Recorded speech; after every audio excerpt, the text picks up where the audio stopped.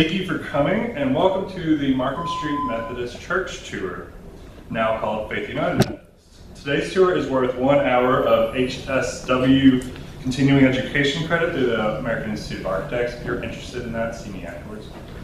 The building we are in today was built in 1966, and as I said, was originally the Markham Street Methodist Church. It was designed in the organic modern style of mid-century modern architecture by Fred Perkins of the Little Rock firm Cowling and Roark. But before we get into that, we'll go a little bit about this area of Little Rock. So this area of Little Rock was originally quite a ways outside of the city, outside of the far western edge. Though settled in 1812, the city initially expanded primarily to the south of what is now downtown. The area was relatively flat, which made easy building for houses and commercial buildings. After the Civil War, the railroad came to Little Rock, which allowed a significant increase in the building construction, but much of the same direction was followed in the building trend, so all still moving predominantly to the south. And then in the 1870s, a rail line was built along the western edge of the city, which kind of inhibited growth to the west a little bit more. It was not until the final decade of the 19th century that the city finally crossed the railway and started building up into the hills to the west of the city. Part of the sudden reason for this change in expansion direction was that the city had run into the marshy area around Fish Creek, and really that wasn't very suitable to build and far too costly to drain and fill in. Also, the hills to the west of the city were also thought to be more healthy to live in because you had fresher air because you were higher. Pretty common idea back then. A lot of marketing was done that it was fresher and cleaner and away from all of the smog in downtown Little Rock that was experiencing at the time. So Platte was the first area to be settled to the west, or platted and later annexed by the city in 1916 to the west. By the early 20s, the area south of what is currently Markham Street and east of UAMS began to take shape, though it's still pretty spotty in development. Development to the west continued slow but steady pace over the following decades. In the early 1940s, the area south of Markham and east of UAMS began to fill in, while the area north of Markham had almost completely filled in all the way to what was Hayes Street, but now University. However, the post-World War II period saw a massive increase in urban development throughout the country. It's commonly cited that there were more buildings constructed in the United States between 1945 and 1975 than in the previous 250 years of the country's existence. Little Rock was no different in this growth pattern than the rest of the country. By 1950, the city had reached, as I said, had reached Hayes Street pretty fully, and then in the following years, the city continued to grow dramatically along Markham, growing at almost a mile every 5 years, which is a very significant pace for a city at that time to grow. So like Wingate subdivision, as well as Shannon Hills right there at Mississippi, was all platted and developed around 1955. And then around 1959, the area directly to the east of us right here, which is the Santa Fe Heights edition, was platted in 1960. Many of the other neighborhoods to the north of the church, so all the neighborhoods that you see around this, that are on this side of the church and moving around this way, were all done about the same time. By the time this building that we're in today was completed, the city stretched all the way across what is now 430. Of course, that wasn't built till 73, but the city was on the other side of what is now 430, as evidenced by Beverly Hills subdivision, which is right off of Marie Lynn on the other side of the interstate, and that was platted in 1963 and developed in 1967. So the city quite literally grew around this church site. Now, the history of this church, Markham Street Methodist began as a week-long revival in the summer of 1951. The church began as 5 families that believed the Methodist church was needed to serve an ever-growing number of families on the western edge of the city. The 5 original families for the church were Mr. and Mrs. H.J. Lewis, Mr. and Mrs. Henry Soji, thank you. Mr. and Mrs. Otis E. Shelton and Mr. and Mrs. Clyde Davidson, and Mr. and Mrs. R.C. Cruton. 3 of the 5 families came from Henderson Methodist Church, which was a fairly old church, which was at the time located at 2400 South Maple Street. Still a church today, no longer Henderson. It is now Shiloh Seventh-day Adventist Church.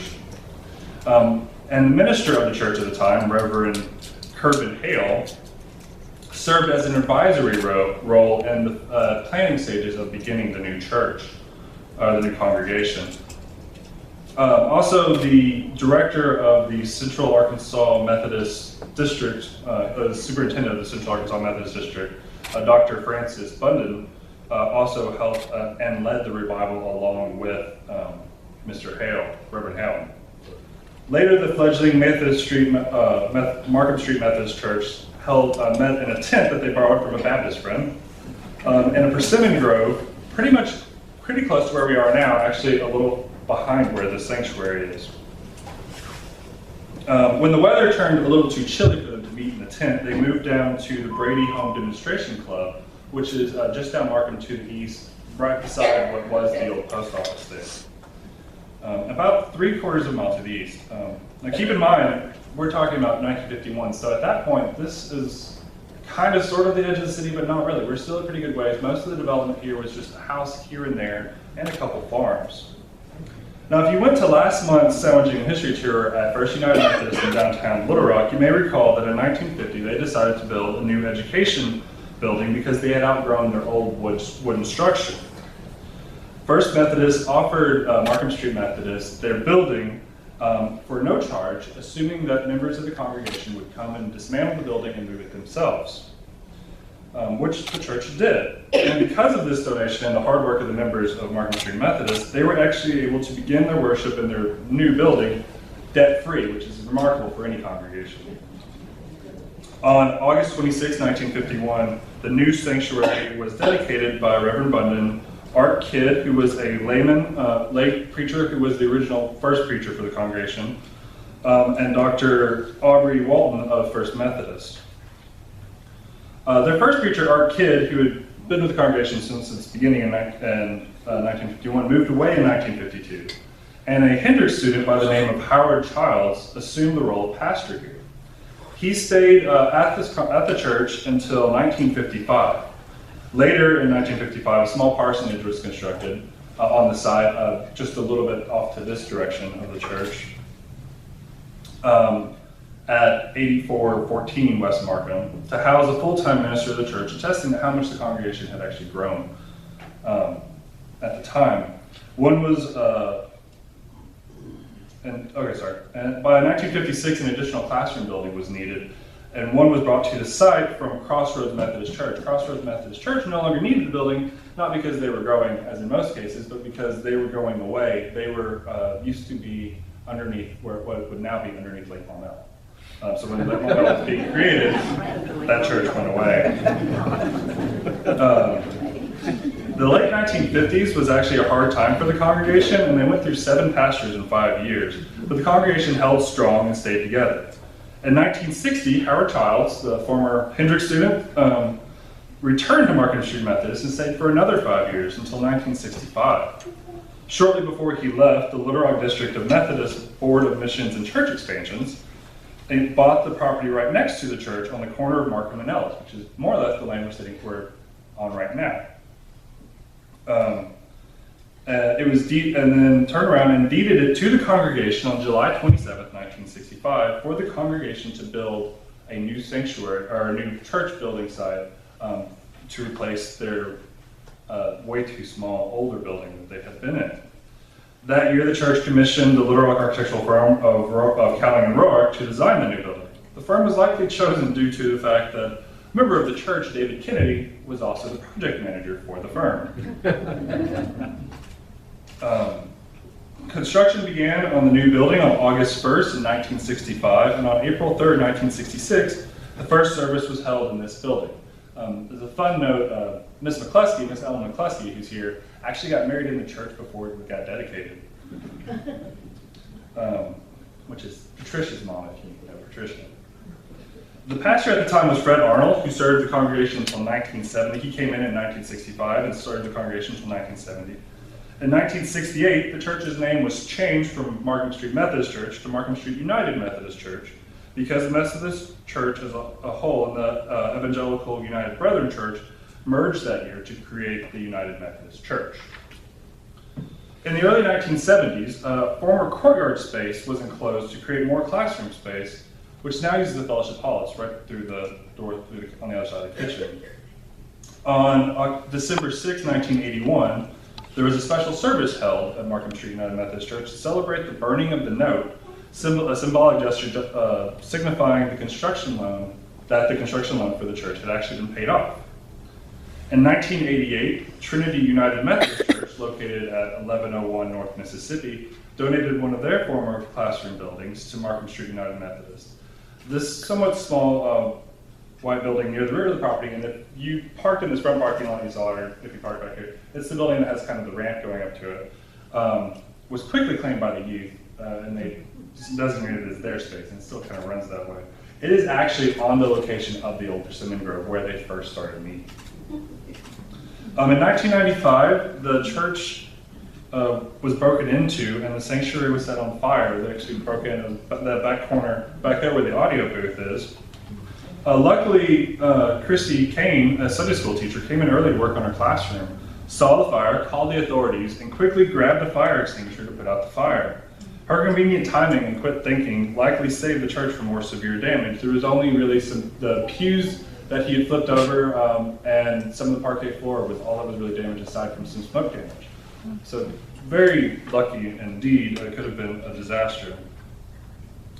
In 2001, due to some financial hardships brought on by dwindling congregations, Markham Street United Methodist merged with St. James United Methodist, which is over in Pleasant Valley, to become St. James Markham United Methodist. But the partnership with St. James ended in 2004 due to disagreements over the future of this building, the Markham Street Methodist facilities. However, the church was still kind of in need for some money, so they decided to ask the Methodist district for it, and they had an interesting rule that was more or less that you had to be a new congregation to get the funding. So they changed their name so they were a new congregation, even though they were actually founded in 1951. So they changed their name to Faith United Methodist, which is their name today. So it's a new old congregation. Faith United Methodist still continues to serve this part of this neighborhood and this part of Little Rock, and has done a wonderful job of preserving this building over the years. Now, a little information on the architects. Cowling and Roark, the firm of Cowling and Roark, was founded in 1962 when architectural engineer Price Roark left the notable Little Rock firm of Earnhardt, Eichenbaum, Brown, Blass to join Dan Cowling in creating a new firm. Cowling, too, had recently left a partnership, one with Morris Smith, which lasted from 1957 to 1961. Their partnership ended because Morris Smith has decided it was time for him to retire, as he had been practicing since the 30s. And so Cowling looked for a new partner and had known Roark before.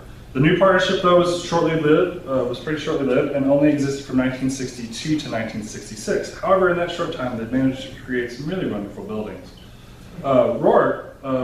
Price Roark was a Little Rock native.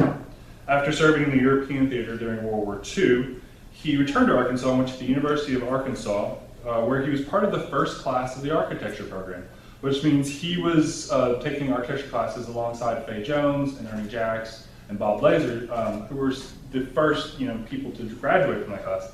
However, the year before he was to graduate with them, he decided that he didn't want to be in that program anymore, and he moved to St. Louis and finished up his degree at Washington University, where he graduated with a bachelor's in science and architectural engineering. After graduation, he moved back to Little Rock and went to work for the firm of Earnhardt, Eichenbaum, which later became Earnhardt, Eichenbaum, Brown, Blass, where he stayed until 1961, which is when he joined Price Roark, Dan Cowling. Dan Cowling was a native of Rogers, Arkansas, and he originally started school at Arkansas Polytechnic, which is now Arkansas Tech in Russellville, but transferred to the University of Arkansas after only 2 years at Tech to study architecture. It's very likely that Cowling knew Roark already because Roark, being an earlier class, would have actually taught some of Cowling's classes. So they would have already been acquainted with each other. Cowling graduated from the University of Arkansas in 1952, or 1952, I'm sorry, and then in 1957 became a partner with Morris Smith and opened the firm of Smith and Cowling, which the firm lasted until 61, as I mentioned. In 1966, after Cowling and Rourke parted ways, Rourke founded his own firm at 713 West 2nd Street, taking over the building from the notable Little Rock firm of Trapper Phelps, which is where you'll still find the firm today, though now it's called Rourke, Perkins, Perry, Yellington, or much easier to say and more commonly called RPPY. Now, as I mentioned in the beginning, Markham Street Methodist Church was designed by Fred Perkins of the firm Cowling and Rourke. Perkins was born on July 8th, 1938 in Carlisle, Arkansas. He graduated from Carlisle High School in 1956 and went to college at Arkansas Polytechnic in Russellville.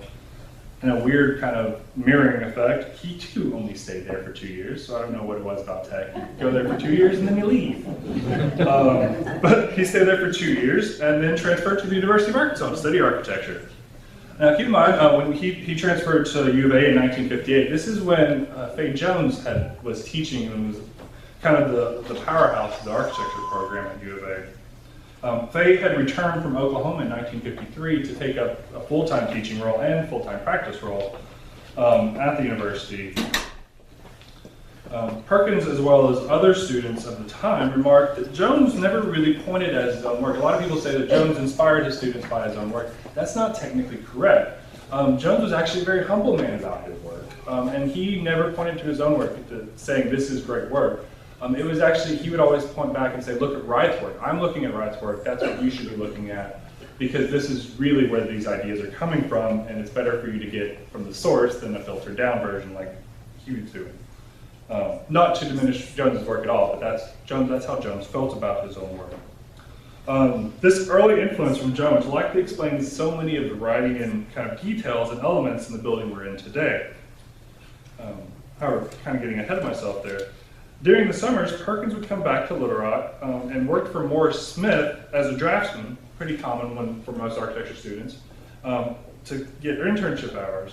And later, when Morris Smith and Dan Cowling became partners, Perkins was still working at the firm so he knew Dan Cowling beforehand. Which likely explains why when Perkins graduated in 1962, he came to work for the firm of Cowling and Rourke, because he already knew Dan Cowling. Now, during this time, while he was at Cowling and Rourke, Perkins found kind of a bit of a niche in church design. His first sanctuary design was for St. Luke's Methodist Church, now St. Luke's United Methodist, and I think it has some other words because they've merged with Pulaski Heights. But his first church, the first sanctuary he ever designed, was St. Luke's Methodist Church, which is at 6401 West 32nd Street, over in the Broadmoor area, right across from UALR on University. And he's very proud of that church. In 1963, he began to work on the designs for First Presbyterian Church in Jacksonville, which is pretty close to the closest church to this one out of all of the churches he designed. I have images of some of these churches up front, so if you want to come look at them later. No sooner did he complete the design for First Presbyterian in Jacksonville than he started this design, which may explain their close timetable, may explain why they're so similar. However, that First Presbyterian in Jacksonville is a lot simpler than this church. It's missing a lot of the design elements. It's kind of a plainer version of this. After the completion of Markham Street Methodist Church, the firm of Cowling and Rourke actually split up. So this church was built and the firm split up. But Perkins decided to stay with Rourke. I don't really know why he made that decision. Cowling went on to practice for a number of years afterwards. But like I said, Perkins stayed with Rourke and later became a named partner in this firm. And actually the first out of that long string of names I said earlier, it was originally just Price Rourke Architects, and then it became Rourke and Perkins Architects. And eventually Perry came on, and then Yellington. According to, and if you are curious and you want to talk more about it, Fred Perkins still goes to the office every single day. So you can go up there and ask him about it. Over the years, Perkins designed several churches around Arkansas. According to him, he's designed something around 200, which is impressive and puts him up there with as being one of the most prolific church architects that we know of in the state. The other one being Brandon Branton, was also designed a similar number of churches, and Horace Piazza also designed a lot of churches. Some of the other designs churches that you may be familiar with that he designed, Henderson United Methodist Church over in Otter Creek. There's also the new sanctuary space for Central Church of Christ, which is in downtown, the big white buildings in downtown on 6th Street. Hunter United Methodist on Romie, just off of John Barrow, was another one of his. And then his home church, which he designed it and multiple additions to, is St. James United Methodist. Again, another church that has a connection to this church, which I thought was really interesting. As I said at the beginning, Markham Street Methodist Church is an example of Wrightian or organic modernism. Those titles are kind of changed, which is a sub-style of mid-century modern architecture. As the name suggests, it takes a lot of its influence from the work of Frank Lloyd Wright, work of ideology. This influence is seen on the exterior in the choices of materials, such as the wood, been recently redone. It was originally all stained wood, and then the matching brown bricks, so that it looks like this a very kind of natural-looking building, one that looks like it would belong in the trees, with trees around it, which makes it remarkably difficult to photograph from the road because it just blends in with the trees. But also, you can see the Frank Lloyd Wright influence in the really interesting and very, very unique decorative metal cap on the front parapet wall on the outside and the back parapet wall. This unique detail is kind of only really found on this building. It didn't show up on his other churches. And I think it may have been taken from, or maybe inspired from, Frank Lloyd Wright's designs for the American Systems-built homes, which were developed between 1912 and 1916. These designs were an early attempt by Wright to create affordable housing in a prefab system, something that all Americans could afford in the years right before World War I. Especially if you look at the B1 model, and I have a picture of that up here, for the program, you see a really similar detail running around the top of its fascia boards in a similar kind of pattern to what we see on this church. Inspiration for the overall shape of this building likely also came from Wright, not just in ideology, but Wright designed a Rosenwald school. For those of you that don't know, Rosenwald schools were a program instituted by Julius Rosenwald, who was one of the owners of Sears and Roebuck, and it was to build schools for African American children. Frank Lloyd Wright did the design, hypothetical, never got built, but it was still widely published because it was Frank Lloyd Wright, and everything he did pretty much got published. And the design for that's up here, and it's very, very similar. I don't know if you actually came across it, but it is a very strikingly similar design. So that one's for a school, and this is obviously a church. Also, when you came in, you may have noticed how different the church looks on the outside. It may not have really occurred to you, but the contrast in the roofs, big gable roof on this side, and then flat roof on the other side, on the education wing. Part of the explanation for this is that is also a Wrightian idea. Frank Lloyd Wright thought attics were the biggest wastes of space ever created in the history of the world, and really detested them. Frank Lloyd Wright houses, once he got out on his own and really started designing, almost never had attic spaces. So the roof lines follow exactly what the interior ceilings do. So the ceiling goes up in here to a gable, so does the roof. The roof's flat, the ceiling's flat on the education wing. So no wasted space in that area. Also, nothing else to have to heat, like no air waste. In a lot of houses, your attic can create air waste because your air goes up to it and then escapes outside.